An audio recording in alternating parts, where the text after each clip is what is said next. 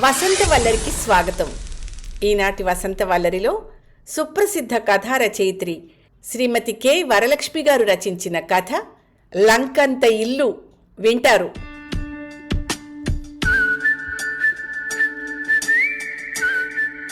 Phone ring అయింది. Hello, Uma? అవును, చెప్పండి. ఉమా, గుర్తుపట్టలేదా? నేను శేషుని. చెప్పండి. ఏంటి చెప్పండి చెప్పండి అంటావు? ఈ అండి ఎక్కడి నుంచి వచ్చింది మధ్యలో? చిన్నప్పట్లాగా శేషు అనొచ్చుగా. మాట్లాడుమా. ఏం మాట్లాడను? నా ఉత్తరం అందిందా? ఫోన్లో అన్నీ సరిగ్గా చెప్పలేనేమోనని ఉత్తరం రాశాను.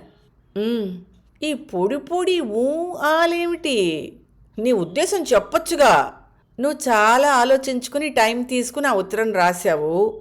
నేను ఆలోచించుకోవాలిగా. ఏం ఆలోచిస్తావు? నీ బదులు కూడా నేనే ఆలోచించి ఆ ఉత్తరం రాశానని నీకు అర్థం కావడం లేదా?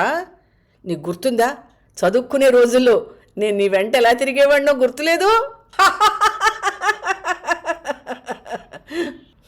ఎందుకు అంత నవ్వు వస్తోంది? ఏమీ లేదు. 70వ పడిలో చదువుకునే రోజుల ప్రస్తావన తెస్తేను నవ్వు ఆగడం లేదు.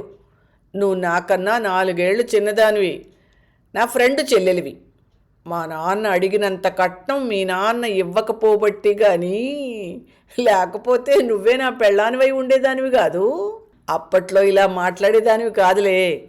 మా క్లాస్మేట్ గోపాలంగాడు అన్నట్టు ముగ్ధ మనోహరంగా ఉండేదానివి. ఈ వయసులో ముగ్ధత్వము మనోహరము ఎక్కడి నుంచి వస్తాయి? ఎందుకు రావు? నేను బాగలేనా ఫోటోలో? నువ్వు కూడా బాగున్నావులే. ఆ మధ్య పెళ్లిలో చూశాను. నువ్వు బాగుంటావులే. మొన్నటి వరకు నీ భార్య నీకు వండి పెట్టి చాకరీ చేసింది కాబట్టి. అయినా ఇప్పటి ఫొటోస్ని నమ్మకూడదబ్బా. ఆవిడ చాకరీ ఊరికే చేసిందా? ఎన్ని నగలు, ఎన్ని పట్టుచీరలు కొనిచ్చాను. పిల్లల కోసం నేను కూడబెట్టిన ఆస్తులు చూసి గొప్ప సంతృప్తితో వెళ్ళిపోయిందిలే.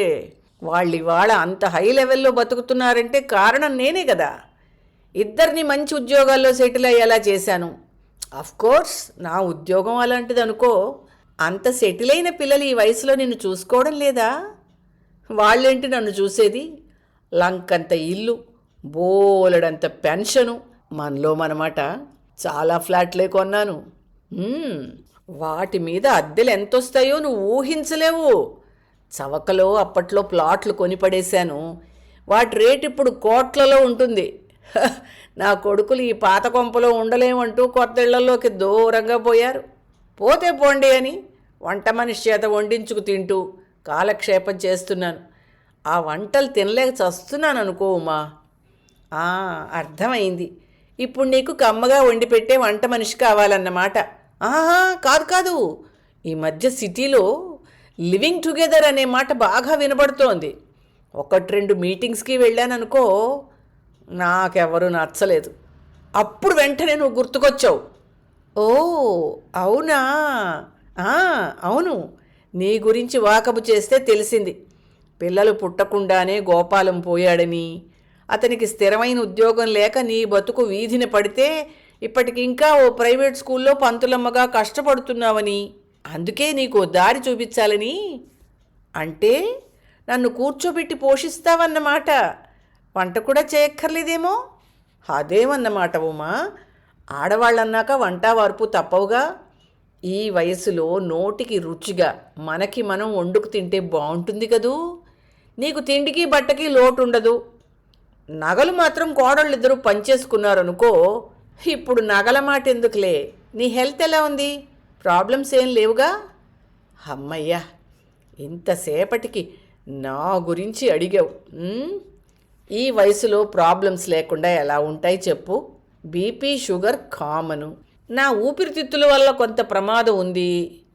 ఒక్క మోకాళ్ళ నొప్పులే ఎప్పటినుంచో వేధిస్తున్నాయి. మా ఆవిడున్నప్పుడు రోజు కాళ్ళు పట్టేది పాపం. కానీ నాకు హెల్త్ కాన్షియస్నెస్ ఎక్కువ ఉమా. 3 నెలలకోసారి అన్ని టెస్టులు చేయించుకుని మందులు వాడుతూ ఉంటాను. 6 నెలలకోసారి తిరుపతి వెంకన్న దగ్గరికి వెళ్ళొస్తూ ఉంటాను. ఓ అవునా? ఇంకా నీ హాబీస్ ఏమిటో చెప్పు. హాబీసే ఉంటాయిలే. ఒకప్పుడు బాగా స్మోక్ చేసేవాడిని. డాక్టర్ వద్దన్నాక మానేశాను. వారానికో రోజు 10 మంది స్నేహితులం కలుస్తూ ఉంటాం.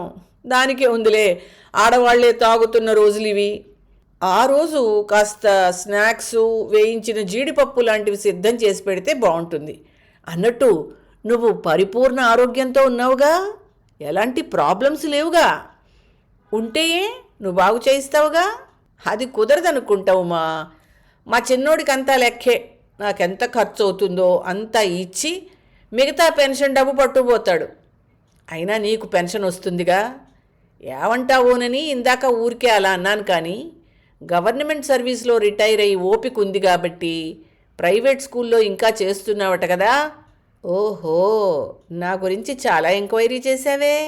నా ఖర్చులు నేను పెట్టుకుని నీతో సహజీవనం పేరుతో సేవలు చేస్తూ ఉండాలన్నమాట.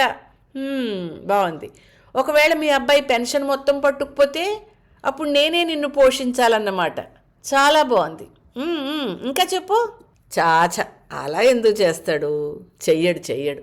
నీకు ఆ భయం ఏమీ అక్కర్లేదు, సరేనా? నాకా భయం ఏమీ లేదులే. ఒక మనిషికి ఆ మాత్రం అన్నం పెట్టలేకపోను కానీ అన్ని లెక్కలు చూసుకునే మీ చిన్నబ్బాయి అడిగితే నా గురించి ఏం చెప్తావు? కొత్త వంట మనిషి అనా? అబ్బో, నువ్వు చాలా షార్పుమా. అది నువ్వే చెప్పాలి. ఒకసారి ఏమైందంటే, నా భార్య పోయిన ఏడాదికి నా ఇబ్బందులు చూసి మా క్లాస్మేట్ మురళి లేడు, వాడు సలహా ఇచ్చాడు. తనకి తెలిసిన ఒక పేద విడో ఉందని, చిన్న వయసులో ఉంది కాబట్టి ఓపిగ్గా అన్ని పనులు చేసి పెడుతుందని. కానీ ఆమెను పెళ్ళాడితే నా తదనంతరం నా పెన్షన్ ఆమెకి జీవనాధారం అవుతుంది కదా. నా కొడుకులిద్దరూ ససేమిరా అన్నారు. ఇన్నిన్ని ఆస్తుల్లో వాటా కావాలని అడిగితే ప్రాబ్లం అయిపోతుంది కదా అని నాకు అనిపించింది. అందుకే అది వద్దనుకున్నాం. ఉమా, మాట్లాడవే. ఏం మాట్లాడమంటావు? ఒక పేద అమ్మాయికి నీ తర్వాత ఒక జీవికను ఏర్పాటు చేయలేకపోయావు శేషు. దాన్ని స్వార్థం అంటారని తెలుసా నీకు? ఆహా, అసలు ప్రాబ్లం అది కాదు కదా.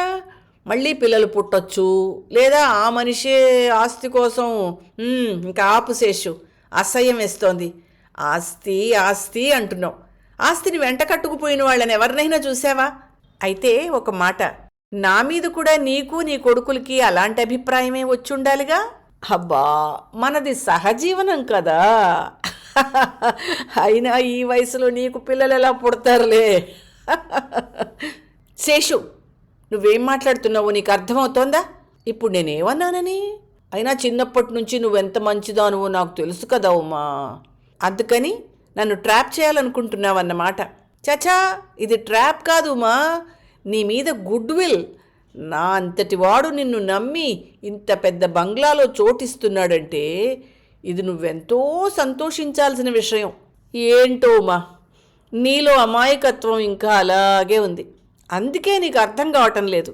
ఇంకెవరినైనా ఇలా ఆహ్వానిస్తానా నేను? లివింగ్ టుగెదర్ మీటింగ్స్కి వెళ్ళావుగా, అక్కడ ఎవరైనా నచ్చుంటే ఆహ్వానించేవాడివేగా. ఆహాహా, లేదు. అప్పటికే నువ్వు ఉన్నావు నా మనసులో. మనసులో నేనుండి వేరే వాళ్ళని చూడ్డానికి వెళ్ళావన్నమాట. కాదు, నీ విషయంలో నా ఉదారత్వం వేరు ఉమా. అయితే ఈ ఉదారత్వం వెనక కూడా ఇంకేదో ఉందన్నమాట. ఇది నీకు నచ్చుతుందో లేదో తెలీదు. నా స్నేహితులు ఈ మాట నీకు చెప్పి తేల్చుకోమన్నారు. మా పెద్దవాడి కూతురు గిరిజ భర్త యాక్సిడెంట్లో పోయాడా మధ్య. అతను ఒక నిలకడైన ఉద్యోగం చెయ్యక దాని బతుకిప్పుడు గాల్లో దీపంలా ఉంది. నా రిక్వెస్ట్ ఏంటంటే, మనం రిజిస్టర్ మ్యారేజ్ చేసుకుందాం. ఏంటి, కీడెంచి మేలెంచమన్నారు కదా. నాకేమైనా అయితే నా తదనంతరం నా పెన్షన్ నీ చేతికి వస్తుంది కాబట్టి దాన్ని నువ్వు గిరిజకివ్వాలి. హారి ముసలాడా శేషు, నువ్వు నీ స్నేహితులు ఒక్కలాగే ఉన్నారే. ఏంటి, ఏమంటున్నావు? హలో, సరిగా వినపడలేదు. మరి నువ్వు చాలా సంపాదించి నీ కొడుకులకి ఇచ్చావు కదా, భర్త పోతే మాత్రం ఆ అమ్మాయికి లోటేంటి అంటున్నా. ఆడపిల్లకి అలాగెలా దోచిపెడతాం? పెళ్ళై వెళ్ళిపోతే మీ ఇంటి ఆడపిల్ల పరాయిదైపోతుందన్నమాట. పోనీ తన కాళ్ల మీద తను నిలబడేలా చెయ్యొచ్చుగా. అవన్నీ దానివల్ల కావులే, అంత చదువు తెలివి కూడా లేవు దానికి. అయితే మళ్ళీ పెళ్లి చేసేయండి, లేదా తనకి నచ్చిన వాడితో జీవితం పంచుకోమనండి. చిన్న వయసేనేమో. ఎంత మాట అన్నావు ఉమా, అలాంటివి మా ఇంట వంట లేవు. మరి ఇప్పుడు నువ్వు చేయబోతున్నదేమిటో? నేను మగాణ్ణి, ఏ వయసులోనైనా ఏమైనా చేయగల హక్కున్నవాణ్ణి.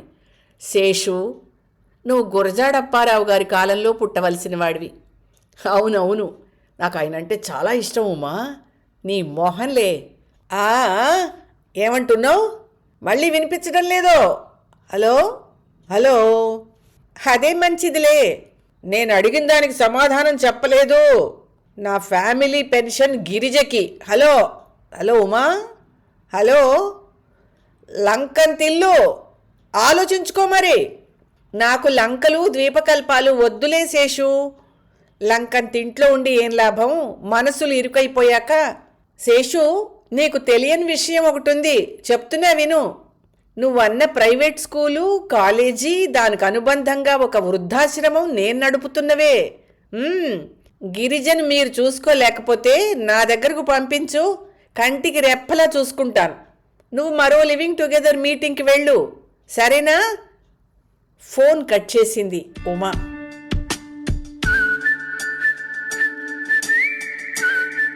వసంతవల్లరిలో సుప్రసిద్ధ కథా రచయిత్రి శ్రీమతి కె వరలక్ష్మి గారు రచించిన కథ లంకంత ఇల్లు విన్నారు.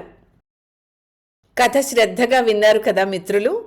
ఈ కథలో హీరో శేషు గారికి ఎంతమంది పిల్లలు? మీ సమాధానాన్ని కామెంట్ బాక్స్లో తెలియచేయండి. వసంతవల్లరిలో ఇవాల్టి కార్యక్రమం మీకు నచ్చిందని ఆశిస్తున్నాను. అందుకే లైక్ చేసి మీ మిత్రులకు, బంధువులకు లింక్ను షేర్ చేసి మీ అమూల్యమైన అభిప్రాయాన్ని నాకు కామెంట్ బాక్స్లో తెలియచేయమని, వసంతవల్లరికి సబ్స్క్రైబ్ చేయమని విన్నవించుకుంటూ మీ వసంతలక్ష్మి అయ్యగారికి సెలవు మరి. Thank you. వసంతవల్లరి మిత్రులు, శ్రేయోభిలాషులు, వీక్షకులు, శ్రోతలు అందరికీ ఒక విజ్ఞప్తి. గతంలో లాగానే ఎప్పటికప్పుడు నా కథలను విని స్పందన తెలియచేయమని కోరుతూ, నేను చదివిన కథ మీకు బాగా నచ్చినట్టయితే తప్పకుండా హైప్ ఆప్షన్ నొక్కి నన్ను ప్రోత్సహిస్తారు కదూ.